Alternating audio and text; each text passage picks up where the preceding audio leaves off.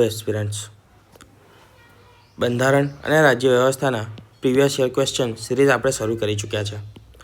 આ સિરીઝમાં આપણે ગયા વખતે અંગ્રેજો દ્વારા એટલે કે આઝાદી પહેલાં જે પણ અધિનિયમો આવ્યા, જે પણ રેગ્યુલેટિંગ એક્ટ્સ આવ્યા, તેના જીપીએસસીના પૂછાયેલા આપણે પીવાયક્યુઝ જોઈ ગયા.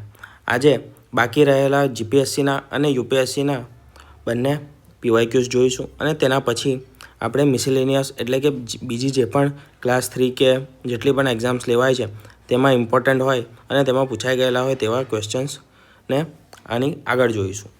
તો શરૂ કરીએ.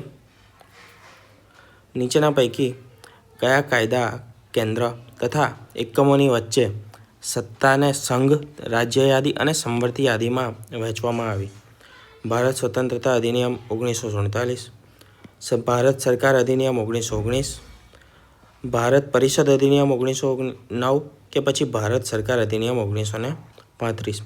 આ ચારમાંથી કયા એક્ટમાં કેન્દ્ર અને એકમો વચ્ચે એટલે કે રાજ્યો વચ્ચે સત્તાની સંઘ યાદી, રાજ્ય યાદી તથા સમવર્તી યાદીમાં વહેંચવામાં આવ્યા હતા? તો જવાબ છે ડી, ભારત સરકાર અધિનિયમ 1935. આ આપણે ગયા લેક્ચરમાં પણ જોઈ ગયા હતા. ફરી એકવાર જોઈ લઈએ તેની જોગવાઈઓ. ભારતીય પ્રદેશો માટે એટલે કે બ્રિટિશ રાજ હેઠળના પ્રદેશો તથા દેશી રજવાડાઓ માટે ભારતીય ફેડરલ કોર્ટની રચના કરવામાં આવી હતી. પહેલાં તો ભારતીય ફેડરલ કોર્ટ, જેને પછીથી આપણે સુપ્રીમ કોર્ટ તરીકે ઓળખીએ છીએ, તેની રચના કરવામાં આવી હતી. શેના અંતર્ગત કરવામાં આવી હતી? ભારત સરકાર અધિનિયમ 1935 અંતર્ગત. પ્રાંતોમાં દ્વિ શાસન પ્રણાલીનો અંત આવી ચૂક્યો અને પ્રાંતોને સ્વાયત્તતા પ્રદાન કરવામાં આવી. જે દ્વૈત શાસન પ્રણાલી શરૂ કરવામાં આવી હતી, કયા અધિનિયમ હેઠળ શરૂ કરવામાં આવી હતી એ તમે જણાવજો કમેન્ટમાં. આ આપણે લાસ્ટ લેક્ચરમાં જોઈ ગયા છે કયા અધિનિયમ હેઠળ શરૂ થઈ હતી. પ્રાંતોને સ્વાયત્તતા પ્રદાન કરવામાં આવી અને જેમાં જે તે પ્રાંત તેમના ક્ષેત્રમાં વહીવટી સ્વાયત્તતા સાથે કાર્ય કરવાની છૂટ મળી. 11માંથી 6 પ્રાંતમાં દ્વિગૃહી શાસન પ્રણાલી લાગુ થઈ. દ્વિશાસન પ્રણાલીનો અંત આવ્યો અને દ્વિગૃહી શાસન પ્રણાલી શરૂ થઈ. પ્રાંતોમાં જવાબદાર સરકારો રજૂ કરવામાં આવી તથા ગવર્નર તેના મંત્રીઓની સલાહ અનુસાર જ કાર્ય કરી શકતો હતો તેવું બાધિત કરવામાં આવ્યું. કેન્દ્રમાં દ્વિશાસન એટલે કે દ્વિસદન પ્રણાલી રજૂ કરવામાં આવી, જેમાં વાઇસરોય અને તેના મંત્રીઓ તથા વાઇસરોય અને તેની કારોબારી પરિષદનો સમાવેશ થાય છે. એકમાં વાઇસરોય અને મંત્રીઓ હતા, બીજામાં વાઇસરોય અને તેની કારોબારી પરિષદનો સમાવેશ થતો હતો. 2 ગ્રુપ બન્યા. આ રીતે ઓલ ઇન્ડિયા ફેડરેશન, જેમાં દરેક પ્રાંતો બ્રિટિશ રાજ હેઠળના ભારતીય પ્રદેશને આવરી લેવાય તેવી વ્યવસ્થા રજૂ કરવામાં આવી, પરંતુ દેશી રજવાડા તેમાં ન જોડાયા હોવાથી ઓલ ઇન્ડિયા ફેડરેશન બન્યું નહીં. ઓલ ઇન્ડિયા ફેડરેશન બનાવવાની રજૂઆત થઈ હતી પરંતુ બની શક્યું નહીં. કેમ ન બની શક્યું? તો કે દેશી રજવાડાઓ જે હતા, દેશી રાજાઓ આપણા, તે આમાં જોડાયા ન હતા, તેના કારણે બની શક્યું નહીં. કાયદા દ્વારા સંઘ અને અન્ય એકમો વચ્ચે સંઘ યાદી, રાજ્ય યાદી અને સમવર્તી યાદી રજૂ કરીને સત્તાનું વિભાજન કરવામાં આવ્યું. અત્યારે પણ આપણા બંધારણમાં સત્તા વિભાજનનો સિદ્ધાંત છે અને 3 આપણી યાદીઓ પણ છે. સંઘ યાદી છે, રાજ્ય યાદી છે અને સમવર્તી યાદી પણ છે. તથા જે વિશિષ્ટ સત્તાઓ છે તે વાઇસરોયને આપવામાં આવી. અત્યારે આ વિશિષ્ટ સત્તાઓ કોના હાથમાં છે તે ખ્યાલ હોય તો કમેન્ટ કરજો. ધારાસભાને ફેડરલ એસેમ્બલી નામ આપવામાં આવ્યું. જે ધારાસભા હતી તેને શું નામ આપવામાં આવ્યું? ફેડરલ એસેમ્બલી નામ આપવામાં આવ્યું. અલગ મતદાર મંડળ રજૂ કરાયા, જેમાં વંચિત વર્ગો, મજૂરો, સ્ત્રીઓ વગેરેને સામેલ કરવામાં આવ્યા. 1919ની સાપેક્ષે વધુ સામેલ કરાયા. કોને? તો કે વધુ વર્ગોને સામેલ કરાયા મતદાર મંડળમાં. મતદાર મંડળનું ફેલાવો કરવામાં આવ્યો, વધુ લોકોને સામેલ કરવામાં આવ્યો 1919 કરતાં વધારે. રિઝર્વ બેંક ઓફ ઇન્ડિયા એટલે કે RBI, Reserve Bank of India તથા public service commission, union public service commission UPSC તથા પ્રોવિન્શિયલ સર્વિસ કમિશન એટલે કે સ્ટેટની પબ્લિક સર્વિસ કમિશનની પણ શરૂઆત કરવામાં આવી તથા કોઈ state joint public service commission શરૂ કરવા માગતા હોય તો તેની પણ રચના કરવામાં આવી. એટલે સૌપ્રથમ RBIની સ્થાપના થઈ. આ જ અધિનિયમ અંતર્ગત UPSC બોર્ડ ઓફિશિયલી સ્ટાર્ટ થયું આ અધિનિયમ અંતર્ગત. એનું એકચ્યુઅલ આના પહેલાં જ્યારે આવ્યું હતું જે સંઘ પબ્લિક સર્વિસ કમિશન સંઘ સેવા આયોગ હતું તે 1926માં આવ્યું હતું, પરંતુ અધિનિયમ અંતર્ગત બંધારણમાં સામેલ કરવામાં આવ્યું હતું 1935 અંતર્ગત. આ ઉપરાંત એક સુપ્રીમ કોર્ટની શરૂઆત થઈ. બરાબર, તો આટલી વસ્તુ મેઇન યાદ રાખવાની છે. RBI, public service commission, supreme court. Simon કમિશનની ભલામણના અનુસાર બર્માને ભારતથી અલગ કરી દેવામાં આવ્યું. બર્મા એટલે મ્યાનમાર. આજનું મ્યાનમારને ભારતથી અલગ કરી દેવામાં આવ્યું. આગળનો ક્વેશ્ચન જોઈએ. ભારત સરકાર અધિનિયમ 1935માં નીચેના પૈકી કઈ વિશેષતાઓ હતી? હમણાં જ જોઈ ગયા છે, આવડો જોઈએ. પ્રાંતની કારોબારી સત્તાઓ રાજ્યપાલને સોંપવામાં આવી હતી. પ્રાંતો અને કેન્દ્રમાં દ્વિમુખી રાજ પદ્ધતિ નાબૂદ કરવામાં આવી. ધારાસભાનું કદ વધારવામાં આવ્યું તથા સાર્વત્રિક પુખ્ત મતાધિકારની જોગવાઈ કરવામાં આવી. બીજું કે બ્રિટિશ ભારત પ્રદેશ અને ભારતીય રજવાડાઓ સાથે એક અખિલ ભારતીય સંઘની પણ જોગવાઈ કરવામાં આવી. તો ફક્ત 1, 2 અને 4 સાચા છે, ફક્ત 2, 3 અને 4, ફક્ત 1 અને 4 કે પછી ડી 1, 2 અને 3 સાચા છે. તો જવાબ આવશે સી. ભારત સરકાર અધિનિયમ 1935ની બીજી થોડી વિશેષતાઓ જોઈએ તો તેમાં પ્રાંતો રજવાડાને એક એકમ તરીકે રાખી ઓલ ઇન્ડિયા ફેડરેશનની જોગવાઈ કરવામાં આવી હતી. તેમાં કેન્દ્ર યાદીમાં 59 વિષય હતા. પ્રાંત યાદી જેને આપણે રાજ્ય યાદી કહીએ છીએ તો તે યાદીમાં 54 જેટલા વિષય હતા અને સંવર્તી યાદીમાં 36 જેટલા વિષયો સામેલ કરવામાં આવ્યા હતા. વધારાની સત્તાઓ જે હતી તે વાઇસરોયને સોંપવામાં આવી હતી. વિશિષ્ટ સત્તાઓ આ સંઘ અમલમાં ન આવી. આ સંઘ જે પ્રણાલી હતી તે અમલમાં આવી શક્યું ન હતું કેમ કે કોંગ્રેસ છે તેમજ મુસ્લિમ લીગ છે અને એના સિવાય પણ તમામ પક્ષોએ ભારતના જે રાજકીય પક્ષો હતા તેમણે વિરોધ કર્યો હતો તેનો. પ્રાંતોમાં દ્વિમુખી શાસન જે હતું તેને સમાપ્ત કરવામાં આવ્યું અને પ્રાંતીય સ્વાયત્તતા દાખલ કરવામાં આવી. પ્રાંતોમાં જવાબદાર સરકારોની રચના થઈ. કેન્દ્રમાં દ્વૈત શાસનની શરૂઆત કરવામાં આવી એટલે કે દ્વિગૃહી શાસનની શરૂઆત કરવામાં આવી જે અત્યારે ચાલુ છે. 11માંથી 6 રાજ્યોમાં દ્વિગૃહી પદ્ધતિ દાખલ કરી. ધારાકીય પરિષદ જેને ઉપલું ગૃહ તથા ધારાસભા જેને નીચલું ગૃહ તરીકે ઓળખવામાં આવતું હતું તેની રચના કરવામાં આવી. જાતિગત પ્રતિનિધિત્વમાં વધારો કરવામાં આવ્યો એટલે કે કચડાયેલ વર્ગ જેને અનુસૂચિત જાતિઓ, સ્ત્રીઓ, મજૂરો વગેરે માટે એક અલગ મતદાર મંડળની જોગવાઈ કરવામાં આવી. ભારત પરિષદની નાબૂદી કરી.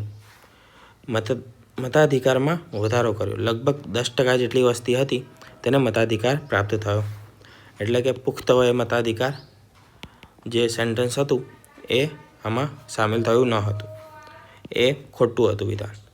ભારતીય રિઝર્વ બેંકની સ્થાપનાની જોગવાઈ કરવામાં આવી તથા federal public service commission, provincial public service commission અને જોઈન્ટ પબ્લિક સર્વિસ કમિશનની સ્થાપના કરવામાં આવી તથા ફેડરલ કોર્ટ એટલે કે સુપ્રીમ કોર્ટની પણ સ્થાપનાની જોગવાઈ કરવામાં આવી. 1973ના નિયામક ધારા એટલે કે રેગ્યુલેટિંગ એક્ટ 1773 વિશેના વિધાનો આપ્યા છે. આ ધારા એ સૌપ્રથમ વાર ઈસ્ટ ઇન્ડિયા કંપનીના વહીવટી અને રાજકીય કાર્યોને સ્વીકૃતિ મળી. આ ધારા અંતર્ગત બંગાળ, મદ્રાસના ગવર્નરો તથા બંગાળના ગવર્નર જનરલના તાબા હેઠળ મૂકવામાં આવ્યા. કોને? તો કે બંગાળ અને મદ્રાસના ગવર્નરોને બંગાળના ગવર્નર જનરલના તાબા હેઠળ મૂકવામાં આવ્યા તથા આ ધારાએ ભારતમાં કેન્દ્રીય વહીવટનો પાયો નાખ્યો. પહેલું, બીજું, ત્રીજું તમામ 3 સાચા છે. માત્ર 1 અને 2 સાચું છે. માત્ર 2 અને 3 કે પછી માત્ર 1 અને 3 સાચા છે. તો જવાબ આવશે, તો આન્સર છે જવાબ એ એટલે કે બધા વિધાનો સાચા છે. 1773નો નિયામક ધારો જે આવ્યો તેના મુખ્ય મુદ્દાઓ જોઈ લઈએ. બંગાળના ગવર્નર જનરલ અને બંગાળના જે ગવર્નર હતો તેને બંગાળનો ગવર્નર જનરલ બનાવવામાં આવ્યો. તેનું બિરુદ આપવામાં આવ્યું તથા તેની સહાયતા માટે 4 સભ્યવાળી એક કાર્યકારી પરિષદનું પણ ગઠન કરાયું. તેના થકી મદ્રાસ, મુંબઈના ગવર્નરને આ ગવર્નર જનરલ જે બંગાળનો ગવર્નર જનરલ બન્યો તેના આધીન કરી દેવામાં આવ્યો મદ્રાસ અને મુંબઈના ગવર્નર્સને. આ એક્ટ થકી સૌપ્રથમ ઈસ્ટ ઇન્ડિયા કંપની વહીવટી તથા રાજકીય કાર્યો હતા તેને લીગલી એક સ્વીકૃતિ મળી. આ એક્ટ અંતર્ગત ભારતમાં કેન્દ્રીય વહીવટનો એક પાયો નખાયો.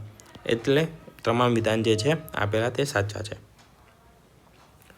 ભારત સરકાર અધિનિયમ 1919 વિશે અમુક વિધાનો આપેલા છે તે જોઈએ. આ અધિનિયમ 1919માં ઘડવામાં આવ્યો હતો અને 1921માં અસ્તિત્વમાં આવ્યો હતો, એટલે કે લાગુ કરવામાં આવ્યો હતો. તેના દ્વારા કેન્દ્ર તથા પ્રાંતની બાબતોને અલગ થવાથી પ્રાંતો ઉપર કેન્દ્રનું નિયંત્રણ હળવું થયું. તેમ છતાં અધિનિયમે પ્રાંતીય સૂચિ વિશે કાયદા ઘડવા કેન્દ્રીય ધારાસભાને હજુ પણ અધિકૃતિ કરી હતી. એટલે કે કેન્દ્ર જે હતું તે પ્રાંતના સૂચિના વિષયો પર એ ઘડી શકતું હતું કાયદા. આ અધિનિયમ પ્રાંતીય યાદી વિશે કાયદા ઘડવા માટે પ્રાંતીય ધારાસભાને અધિકૃત કરી ન હતી. વિધાન 1, 2, 3, 4 તમામ સાચા છે. માત્ર 2, 3 અને 4 સાચા છે. માત્ર 1 અને 2 કે પછી માત્ર 3 અને 4? તો જવાબ છે સી. ભારત સરકાર અધિનિયમ 1919ના મુખ્ય જોગવાઈઓ જોઈએ તો તેમાં કેન્દ્ર અને પ્રાંતની બાબતોને ઓળખી તેને અલગ કરી કેન્દ્રનું નિયંત્રણ હળવું કરાયું હતું પ્રાંત ઉપર. પ્રાંતોને પ્રાંતીય સૂચિ વિશે કાયદો ઘડવા માટે અધિકારો પ્રદાન કર્યા. 1919ના એક્ટ થકી પ્રાંતીય યાદીના વિષયો પર કાયદો ઘડવા માટે પ્રાંતીય ધારાસભાનો અધિકૃત કરાઈ. આ અધિનિયમ ઘડાયો, પરંતુ તેનું અમલીકરણ કે અસ્તિત્વ 1921માં થયું. એટલે કે 1919માં ઘડાયો અને તેનો અમલ થયો 1921માં. માત્ર 3, 4 વિધાન અસત્ય છે. વિધાન 1 અને 2 જ સત્ય છે. આગળ જોઈએ. રાજાજી સૂત્ર, રાજાજી ફોર્મ્યુલા એ શું હતું તેના વિશે વિધાનો આપેલા છે તે જોવાના છે. આ સૂત્ર મુસ્લિમ લીગ કોંગ્રેસ સાથે જોડાઈને બ્રિટિશ શાસનમાંથી સ્વતંત્રતાની માગણી કરે તેના માટે હતું. મુસ્લિમ લીગ તથા આઈએનસી એટલે કે ઇન્ડિયન નેશનલ કોંગ્રેસે કેન્દ્રમાં વચગાળાની સરકારની રચના કરે. ગાંધીજી અને જિન્નાએ રાજાજી સૂત્ર પર ચર્ચા કરવા માટે વાટાઘાટો યોજી. આ દરખાસ્ત જિન્ના દ્વારા સ્વીકાર કરવામાં આવી તથા ગાંધીજી દ્વારા અસ્વીકાર કરવામાં આવી. બધા સાચા છે. 1, 2 અને 3, માત્ર 2, 3, 4 કે પછી 3 અને 4? તો જવાબ છે બી. રાજાજી સૂત્ર એટલે કે ચક્રવર્તી રાજગોપાલાચારી સૂત્ર. મુસ્લિમ લીગ કોંગ્રેસ સાથે જોડાઈને બ્રિટિશ શાસનમાંથી સ્વતંત્રતાની માગણી કરે. આ પહેલો પોઈન્ટ હતો સૂત્રનો. ભારતના ઉત્તર પશ્ચિમ ક્ષેત્ર તથા ઉત્તર પૂર્વ ભાગમાં જ્યાં મુસ્લિમ વસ્તીની બહુમત છે ત્યાં એક કમિશન દ્વારા નક્કી કરવામાં આવશે કે આ પ્રદેશો કોની સાથે રહેવા માગે છે. જો ભારતનું વિભાજન થાય તો સંરક્ષણ, પરિવહન, સંચાર અને વસ્તી આ તમામનું આદાન પ્રદાન એક સમજૂતી દ્વારા કરવામાં આવશે. મુસ્લિમ લીગ આઈએનસીએ કેન્દ્રમાં વચગાળાની સરકારની રચના કરે તથા આ બધી શરતોનું પાલન ત્યારે જ થશે જ્યારે બ્રિટન એ ભારતને આઝાદી આપી દેશે. મોહમ્મદ અલી જીણા અને ગાંધીજી આ જોગવાઈઓનું પાલન કરશે. અનુક્રમે મુસ્લિમ લીગ અને કોંગ્રેસ પાસે મંજૂર કરાવશે. ગાંધીજી અને જીનાએ રાજાજીના સૂત્ર પર ચર્ચા અને વાટાઘાટો યોજી. આ દરખાસ્ત પર ગાંધીજી દ્વારા સ્વીકારાઈ, પરંતુ જીન્ના દ્વારા અસ્વીકાર કરવામાં આવી હતી. તેથી વિધાન ચોથું જે છે તે અસત્ય છે. ભારતના બંધારણમાં કેન્દ્ર અને રાજ્યો વચ્ચે સત્તાની વહેંચણી માટે નીચેના પૈકી કઈ યોજના આધારિત છે અથવા તો કઈ યોજનાથી પ્રેરિત છે? મોર્લે મિન્ટો સુધારા 1919, મોન્ટેગ્યુ ચેમ્સફોર્ડ સુધારો 1919, ભારત સરકાર અધિનિયમ 1935 કે પછી ભારત સ્વતંત્રતા ધારો 1947? તો આમાં જવાબ છે સી. આ જોગવાઈ આપણે ગયા લેક્ચરમાં પણ જોઈ ગયા, આ લેક્ચરમાં પણ 2 વાર જોઈ ગયા, એટલે આમાં એડ નથી કરી. આગળ વધીએ. કેબિનેટ મિશનના સંદર્ભમાં કયા વિધાનો જે છે તે સાચા છે?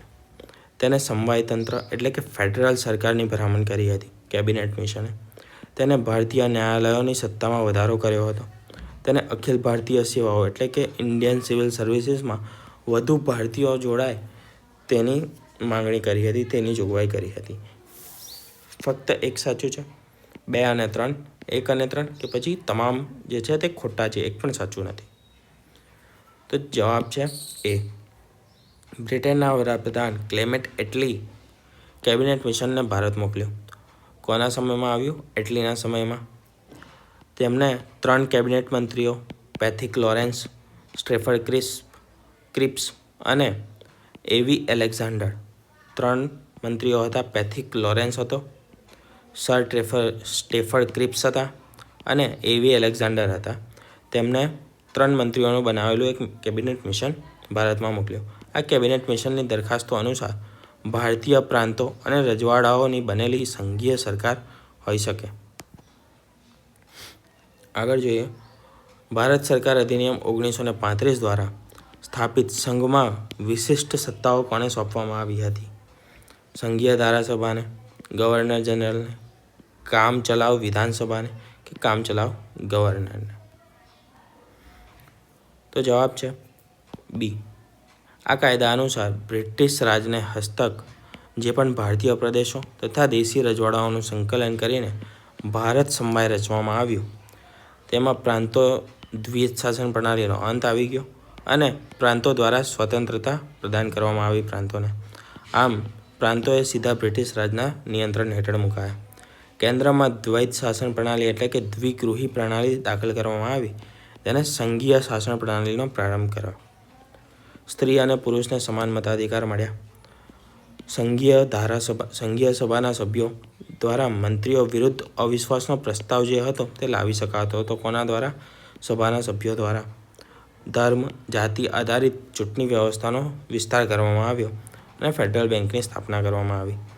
આ અંતર્ગત વિશિષ્ટ સત્તાઓ ગવર્નરને હસ્તગત રાખવામાં આવી. તો આ હતા આપણા આજના કરંટ અફેર્સ. આપણે જીપીએસસીમાં અત્યાર સુધી પૂછાયેલા તથા યુપીએસસીમાં પણ જે પૂછાયા છે થોડા ઘણા, એ બંનેને કવર કરી ચૂક્યા છે. હવે આ જ ટૉપિક પરથી ઇમ્પોર્ટન્ટ ક્વેશ્ચન્સ બીજા જે છે તેને ડિસ્કસ કરીશું અને જીપીએસએસબી કે જીએસએસએસબી કે કોઈ પણ ક્લાસ 3માં પૂછાયા હશે તે તમામ ક્વેશ્ચન આપણે નેક્સ્ટ લેક્ચરમાં જોઈશું.